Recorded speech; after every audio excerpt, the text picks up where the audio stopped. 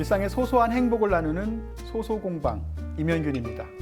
매주 목요일은 우리 이웃들의 소소하지만 특별한 여유 혹은 여가 생활을 소개하고 있습니다. 오늘은 과연 어떤 일상이 우리에게 대리만족을 느끼게 해줄 것인지 한번 주인공을 만나보도록 하겠습니다. 어서 오십시오. 예, 반갑습니다. 네, 어서 오십시오. 좀 부끄럽기는 하지만은 저는 이제 풍류거사를 꿈꾸는 날라리 과학자라고 이제 스스로 이렇게 얘기하고 다니는 김혜진입니다. 네, 김혜진 박사님, 네. 풍류거사. 어떤 거에서 이렇게 풍류거사로 명칭을 하셨나요? 그냥 음주 가물을 저는 즐겨하는 편은 아니지만은 그냥 네. 자연 속에서 그냥 거창하게 뭐 마음의 도를 닦는 사람도 아니고 그냥 자연 자체를 그냥 즐기는 거 네. 그런 의미에서 이제 풍류거사라고 제 스스로 이제 자칭하고 있습니다. 네, 사실 제가 오기 전에 네, 박사님 그 이전에 TV에 나오셨던 거를 좀 봤거든요. 네. 그랬더니 뭐 월화수목 금금금 네. 이렇게 뭐 열심히 연구하시고 오랫동안 한 분야에서 대가로 이제 성장을 하셨던데. 부끄럽습니다. 아유, 그렇게 또 풍류거사가 되신 걸 보면 전 너무너무 사실은 기분이 좋습니다. 왜냐하면 열심히 일한 자 떠나라 뭐 이런 네. 뭐 캐치프레이즈도 있는데 한번 농가로 한번 가볼까요? 네. 네, 살펴보도록 하겠습니다.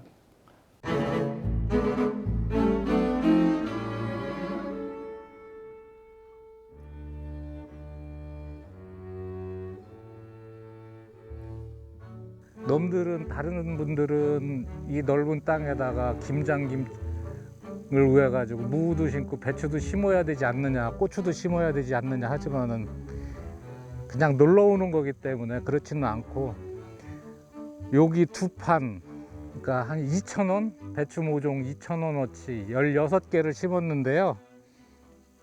벌써 벌레들이 몇 개는 다 갉아먹고 없고 남아 있는 게 지금 대략 보니까 한 8포기, 10포기 정도 남아있네. 이것도 제대로 커야 이제 10포기나 8포기가 되겠죠.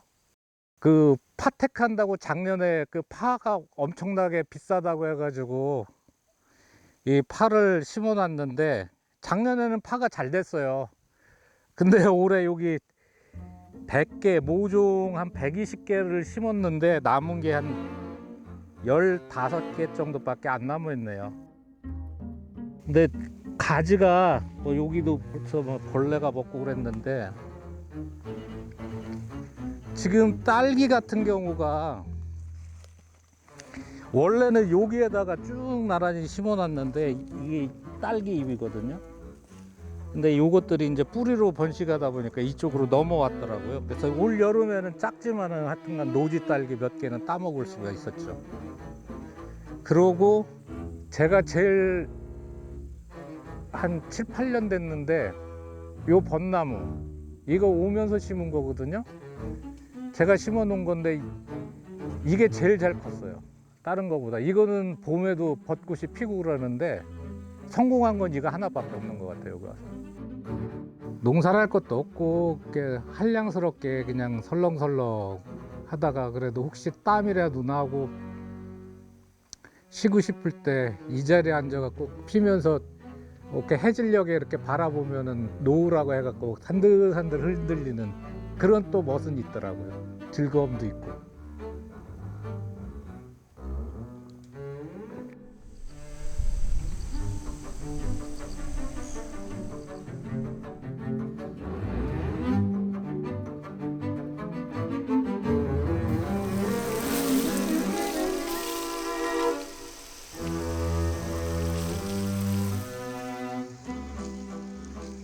이 이랑도 제 성격처럼 삐뚤빼뚤하고 아주 그냥 넓이도 제 각각이잖아요.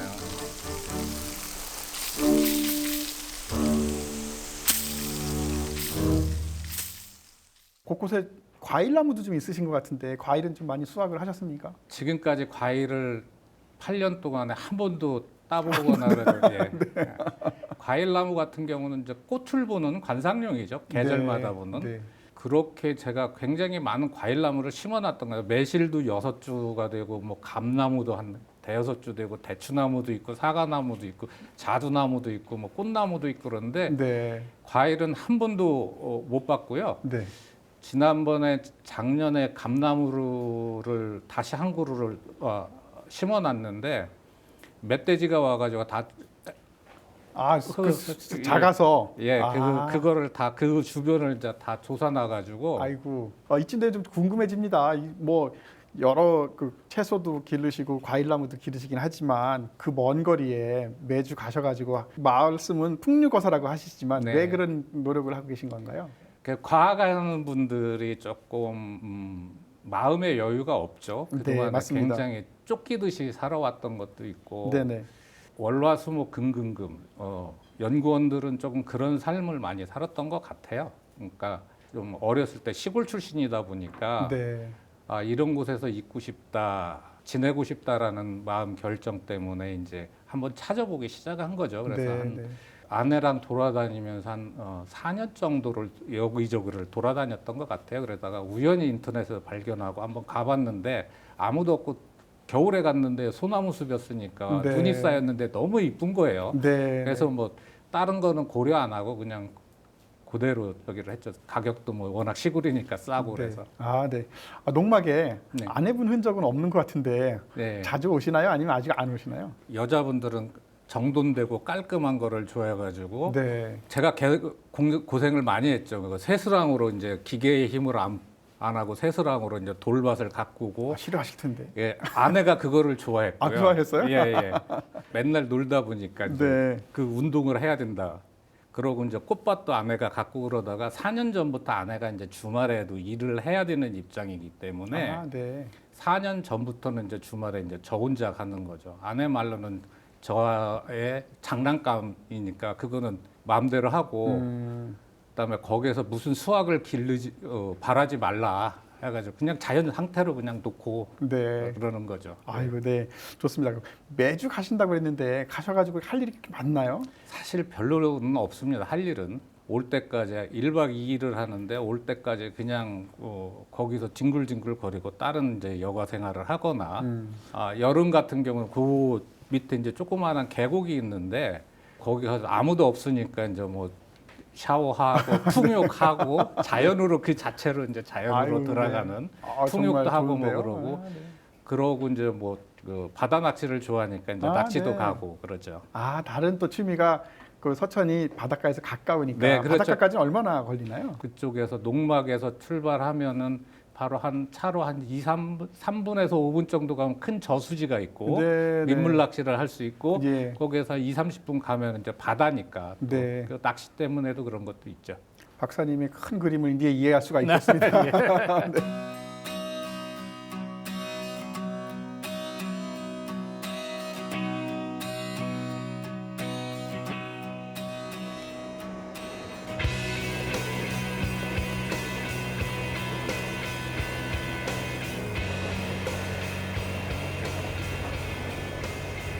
씨하고 나와의 교감 또는 그냥 자연 자체에 이런 데 와서 뻥 뚫린 데 바라보고 그다음에 이렇게 가을철 되면 살랑살랑 부는 이 바람 느끼면서 잡히면 좋고 뭐 안 잡히면 많은 거고 뭐 낚시라는 게 항상 또 잡는 것도 아니니까 우리가 무슨 일을 하든지 항상 성공만 있는 건 아니잖아요. 똑같다고 생각을 해요. 그래서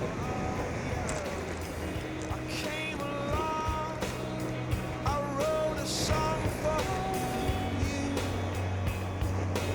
and all the things you do, and it was called Yellow. So then I took my 네, 잡히면 좋고 안 안 잡혀도 많은 맞아요. 거고. 네. 좋습니다. 아주.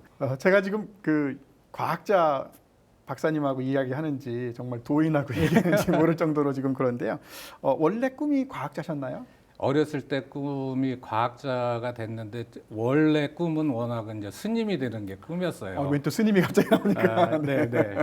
제가 어렸을 때 시골에서 클 때는 지금 뭐 이제 같은 또래들도 도시에서 큰 친구들은 이해를 못 하는데 전기도 안 들어오고 시골 그 초가지 그랬었죠. 했었고 네. 그러고 이제 보통 신발이 이제 검정 고무신을 신고 다녔었거든요. 예. 그러니까 운동화가 있기는 하지만은 그건 나들이 와라고 해가지고 어디 친척집 가거나 할 때나 1년에 한두 번 신는 그런 거가 됐었고 근데 어느 날 가을 유때 추수 때 얘네 지금은 스님들이 이런 탁발을 하러 다녔었거든요. 네. 근데 할머니가 우리는 그 시골이니까 다른 건 줄 거 없고 이제 쌀 도정한 거를 보통 이제 스님들한테 주는데 그 스님들한테 그 갖다 줘라 그래갖고 제가 갖다 줬는데 그 스님의 발을 보니까 하얀 고무신을 신고 계시더라고요. 아. 지금 보면은 뭐 에어 이런 좋은 신발. 그렇죠. 시골에서 봤을 때는 엄청난 이제 그 명품 신발이죠. 하얀 신발에 고무신. 반하셨군요. 그렇죠. 그럼 야 스님이 되면은 나도 하얀 고무신을 신을 수 있겠구나 해가지고 어렸을 때 이제 보통 어린 아이들한테 집안 어른들이 너는 커서 뭐 될래? 그럼 뭐 대통령이 되겠습니다, 장군이 되겠습니다 그러는데 저는 스님이 되겠다고 했던 것 같아요. 네. 하얀 고무신에 빠지셔서 네. 스님이 한때 되실 뻔했는데 그렇죠. 예. 어떻게 그럼 그 뒤에 과학자가 되셨나요? 초등학교 3학년 때 보통 이제 4학년부터 이제 요즘 특활 활동을 하는데 그때 초등학교 3학년 때 자유교양부라고 하는 부서가 있었어요.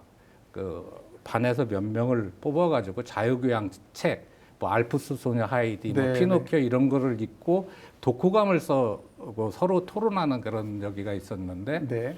그때 이제 과학반 선생님이 지나가시다가 뭐 하니 니네들 그러면서 3학년들이 집에 안 가고 이런 일 합니다 그랬더니 그러면 다음 주부터 니네는 특활 활동 과학반으로 와라 했는데 그때 저희들의 자연책에는 보통 저 곤충이라든가 뭐 이런 것밖에 없었거든요. 그렇죠, 사실 그렇죠. 과학이라는 네, 게. 네. 근데 너무 과학의 세계가 너무 멋있는 거예요. 한번 해보고 싶은. 하얀 그래서 고무신보다는 훨씬 예, 그렇죠. 예.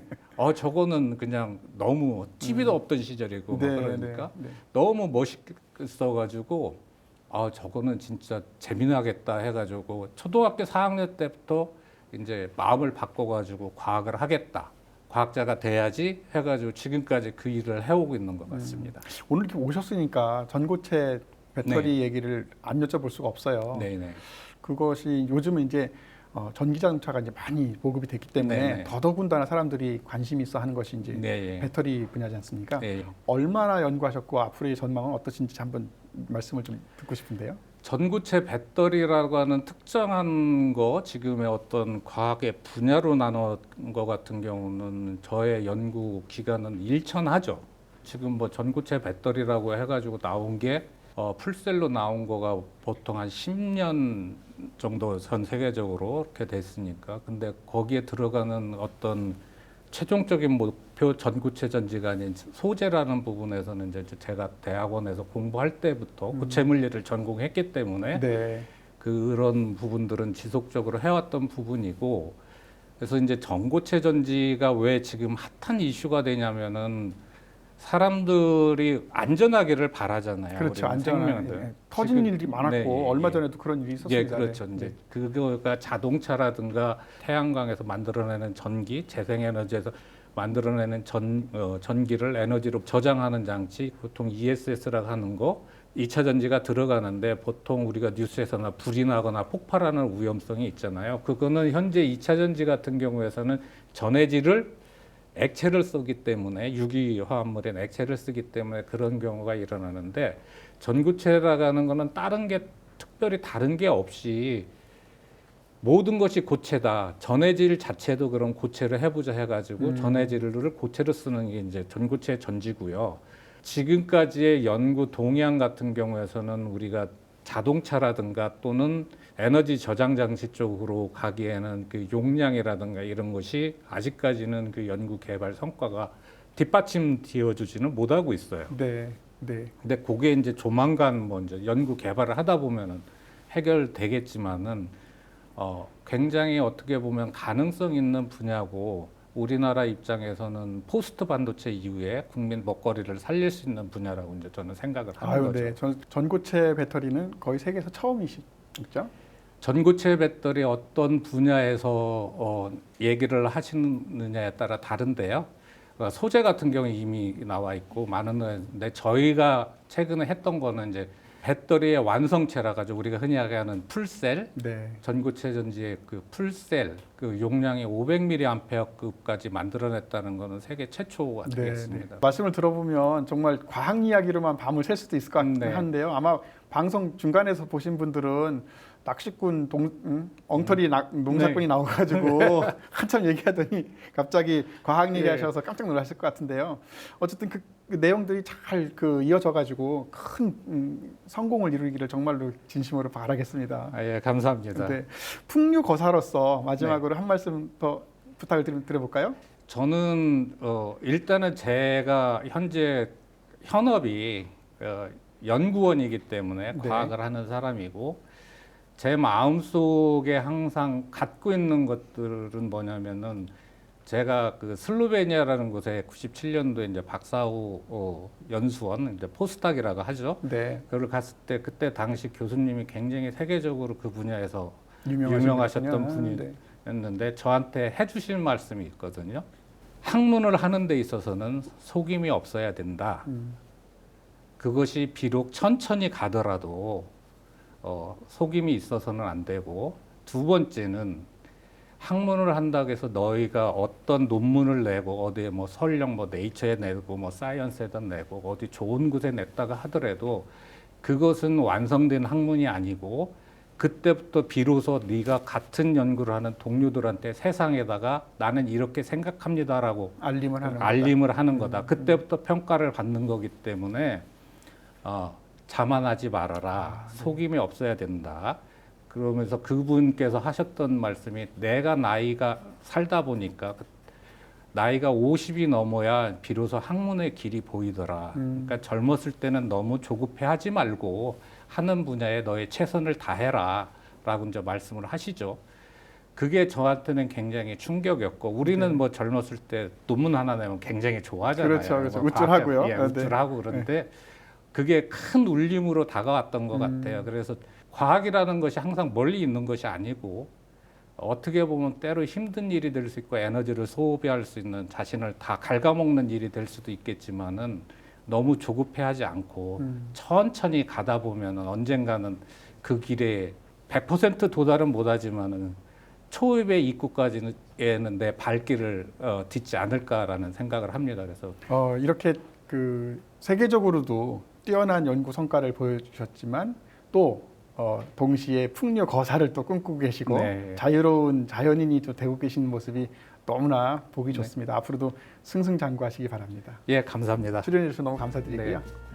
어느덧 소소공방 문 닫을 시간인데요. 이렇게 열심히 일하고 열심히 잘 노시는 풍류 거사를 만나게 돼서 너무 또 반가웠습니다. 행복한 저녁 되시고요. 내일 또 잊지 말고 소소공방 놀러 와 주시기 바랍니다. 고맙습니다. 네, 고맙습니다. I left you by the house of fun. I don't know why I didn't come. I don't know why I didn't come. When I saw the break of day, I wish that